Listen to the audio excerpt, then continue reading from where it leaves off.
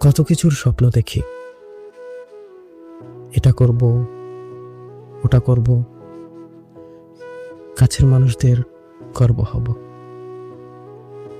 পরিবারের মুখে হাসির কারণ হব, নিন্দুকদের সামনে উচ্চস্বরে বলবো, হ্যাঁ আমি করে দেখিয়েছি। এদিকে ক্যালেন্ডারের দিকে তাকাতেই দেখি বেলা ফুরিয়ে যাচ্ছে। দেখতে দেখতে কেটে গেল 20, 22, 24 সাল।